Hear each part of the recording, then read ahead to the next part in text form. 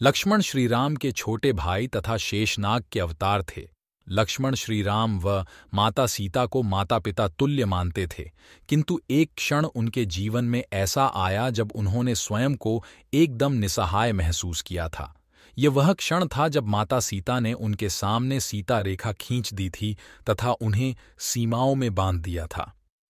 आज हम आपको उसी घटना के बारे में बताएंगे। श्रीराम के राज्य अभिषेक होने के कुछ दिनों के पश्चात अयोध्या की प्रजा द्वारा माता सीता की पवित्रता पर प्रश्न उठाए जाने लगे। इस बात का पता जब माता सीता को चला तो उन्होंने स्वयं ही श्रीराम के द्वारा अपना त्याग करने तथा वन में जाने का निर्णय लिया। श्रीराम ने उन्हें रोकने का बहुत प्रयास किया, लेकिन माता सीता उन्हें अपने वचनों में बांधकर वन की ओर प्रस्थान कर गई। इसकी जानकारी किसी को नहीं दी गई थी। केवल लक्ष्मण को माता सीता को वन में छोड़ आने का आदेश मिला था। जब माता सीता लक्ष्मण के साथ रथ में बैठकर वन में पहुंच गई, तब उन्होंने लक्ष्मण को रथ रोकने तथा वहां से वापस लौट जाने को कहा। इस पर लक्ष्मण विलाप करने लगे तथा वापस जाने से मना कर दिया।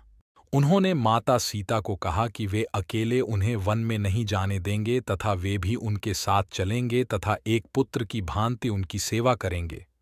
माता सीता ने लक्ष्मण को समझाने का बहुत प्रयास किया तथा वापस लौटकर प्रभु श्रीराम की सेवा करने को कहा, लेकिन लक्ष्मण भावना में बहकर वहां से जाने को तैयार नहीं थे। वे लगातार हठ कर रहे थे कि वे यहां से नहीं जाएंगे तथा माता सीता की सेवा करेंगे।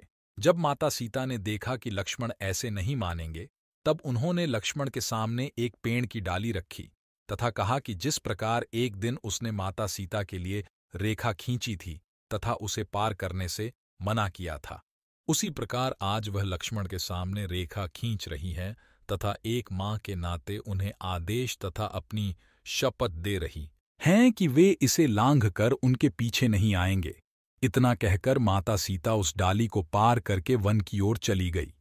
लक्ष्मण को अपनी मां समान सीता से आदेश मिला था, जिस कारण वे बिल्कुल असहाय थे।